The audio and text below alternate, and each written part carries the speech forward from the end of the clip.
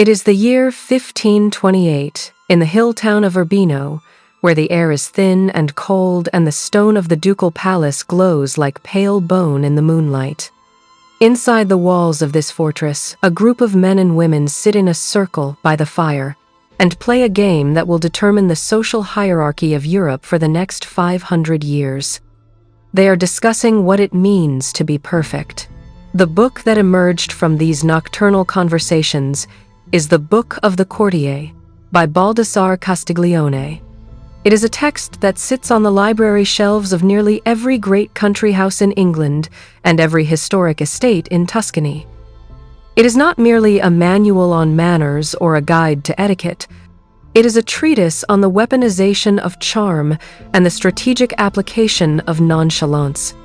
For those who inherit vast fortunes or manage the quiet levers of dynastic power, this book remains the primary instruction manual on how to exist above the fray while secretly controlling it. Castiglione was a diplomat and a soldier who understood that in the treacherous courts of the Italian Renaissance, survival depended on more than just a sharp dagger or a heavy purse. It required a mask. The central thesis of his work is the creation of a persona so seamless that it appears entirely natural. He argues that the ideal courtier must possess a quality he christened sprezzatura. It is a difficult word to translate, but it can be understood as a studied carelessness, or the art of concealing art. It is the ability to perform a difficult task, whether fencing or writing poetry or negotiating a treaty, with an air of absolute ease, as if the action required no thought and no effort. This is the foundational philosophy of old money. The author tells us that to labor visibly is to admit weakness. If a man sweats while he works, he proves he is a servant to the task. If a man brags about his wealth, he admits he is surprised by his own possession of it. Castiglione writes that true art is that which does not seem to be art, and that we must use every artifice to hide the artifice. This paradox is the key to understanding the aesthetic and the psychology of the hereditary elite. The goal is to make the acquisition of power look like a happy accident, and the maintenance of wealth look like a burden borne with light-hearted grace. When we observe the modern behavior of dynastic families, we see sprezzatura woven into the fabric of their daily existence. It is present in the refusal to dress perfectly. The pristine suit is the uniform of the man who needs the loan, while the frayed collar or the patched tweed jacket is the prerogative of the man who owns the bank. This is a lesson taken directly from the court of Urbino. Castiglione warned against affectation and the desperate desire to impress. The aristocracy learned that to be truly impressive, one must appear indifferent to the opinion of others. We see this in the architecture of their private lives. The great estates of the Gilded Age, with their marble floors and gold leaf, were often built by new money, anxious to prove its worth. In contrast, the ancestral homes of the truly entrenched elite often cultivate a purposeful shabbiness. The velvet is worn and the rugs are threadbare and the heating is insufficient. This is a calculated signal. It says that we have been here so long that we no longer need to be comfortable to be secure. The psychological insight Castiglione offers is that human beings are naturally suspicious of effort. We resent the man who tries too hard because his ambition makes us anxious, but we are disarmed by the man who smiles and shrugs. We trust the amateur more than the professional because the amateur seems to have nothing to lose. The great dynasties of history have utilized this principle to deflect envy. If one possesses $1 billion, it is dangerous to appear greedy. But if one possesses $1 billion and acts as though it is merely a custodial duty, a boring administrative task that keeps one from one's garden or one's horses, then the public is less likely to sharpen the guillotine. Consider the figure of Gianni Agnelli, the legendary head of Fiat and the uncrowned king of Italy during the 20th century. He was the living embodiment of sprezzatura. He wore his wristwatch over the cuff of his shirt, a gesture that was technically incorrect, yet became a symbol of supreme style. He wore hiking boots with suits. He left his tie askew. These were not mistakes. They were visual declarations that he was above the rules of middle-class correctness. He understood what Castiglione taught 5 centuries prior, which is that strict adherence to rules is a sign of insecurity. By breaking the minor rules, the aristocrat asserts his dominance over the social order. He signals that he writes the code rather than follows it. Agnelli fascinated the public, not because he was rich, but because he seemed to treat his riches with a devastatingly attractive indifference. This philosophy extends beyond fashion into the realm of conversation and intellect. Castiglione advises the courtier to avoid the appearance of being a pedant. He should know everything but display his knowledge only sparingly. When the courtier speaks of philosophy or war, he should do so with a light touch, avoiding the heavy droning of the university professor. We see this trait in the boardrooms of the old banking families of Europe. The Warburgs and the Rothschilds were famous for their silence. They did not raise their voices. They did not use jargon. To speak excessively is to give away one's position. The dynastic leader listens more than he talks, and when he speaks, he often uses humor or understatement to diffuse tension. This is the diplomatic legacy of Urbino. It is the understanding that true authority does not need to shout. There is a darker undercurrent to Castiglione's advice, which appeals to the survival instincts of the wealthy. The courtier is ultimately a creature of adaptation. He molds himself to the whims of the prince.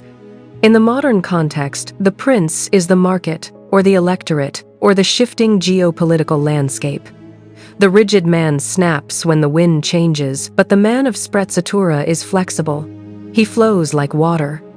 This is why the oldest families are often the most politically ambiguous. They do not cling to ideologies that might drag them down. They cling to survival. They maintain a graceful neutrality that allows them to endure revolutions and wars and market crashes. They are pleasant to everyone and committed to no one. Castiglione also writes of grazia, or grace, which is the celestial cousin of sprezzatura. Grace cannot be learned, it can only be cultivated. It is a quality of movement and spirit that separates the nobility from the merchant class. In the 19th century, the American industrialists sent their daughters to Europe not just to marry titles, but to learn this elusive quality. They understood that money could buy a palace, but it could not buy the way a duchess walked into a room. That had to be absorbed through osmosis and through the study of texts like the Courtier. It is a lesson in the economics of social capital. Hard assets can be seized, but social capital, the ability to charm and command and reassure, is a portable currency that retains its value even in exile. We can look to the life of Charles Maurice de Talleyrand-Périgord, the French diplomat who served Louis XVI, the French Revolution, Napoleon, the restored Bourbons, and Louis Philippe. He was a man who betrayed everyone and yet was needed by everyone. He was the ultimate courtier. He never hurried. He never panicked. He possessed an exquisite sprezzatura that allowed him to navigate the most violent upheavals in European history while sipping Madeira in his library.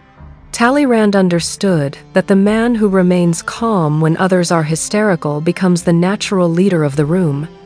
He practiced the indifference that Castiglione preached.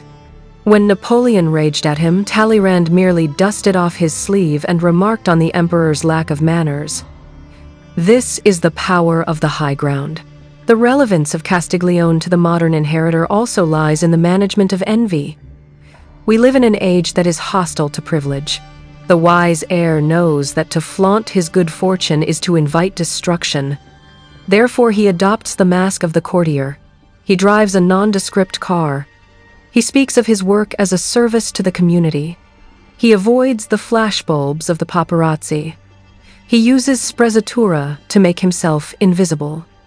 He creates a vague impression of being just like everyone else, even though he is nothing like everyone else. It is a protective camouflage.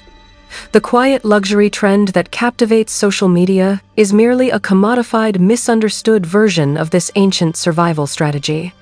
The public buys beige cashmere thinking it is a fashion statement. The elite wear beige cashmere because it does not reflect light, and it does not catch the eye. There is a specific passage in the book where the characters discuss the concept of the amateur musician. They conclude that it is better for a nobleman to play the lute well, but to refuse to play it publicly until begged to do so. And even then, he should play with a certain reluctance. This increases the value of the performance. This is the economics of scarcity applied to the self. The dynastic families understand this implicitly. They are rarely seen. They are rarely heard. Their absence creates a vacuum that the public fills with awe. The modern celebrity is overexposed and therefore cheap. The old money figure is underexposed and therefore valuable. Castiglione teaches that the ultimate goal of the courtier is to influence the prince towards virtue. But let us be honest about the application of this text. For 500 years, it has been used to influence the prince towards the interests of the courtier. It is a manual on how to manipulate power by appearing to be a harmless servant of it.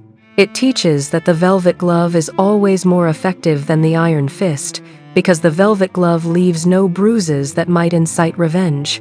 As we close the heavy leather cover of this book, we are left with a profound realization about the nature of hierarchy. The world is not divided into the rich and the poor. It is divided into those who sweat and those who do not. Or rather, it is divided into those who show their sweat and those who have mastered the art of concealing it. The Book of the Courtier remains on the nightstands of the powerful not because they wish to learn how to bow or how to dance the galliard. It remains there because it whispers the most important secret of the ruling class. That secret is that reality is malleable. If you can control your face and your voice and your hands, you can control the perception of the world. You can make the difficult look easy. You can make the calculated look natural. And in doing so, you can convince the world that your fortune is not a plunder to be seized, but a grace to be admired. The dynasty survives not by force, but by the magnificent and terrifying art of an effortless performance.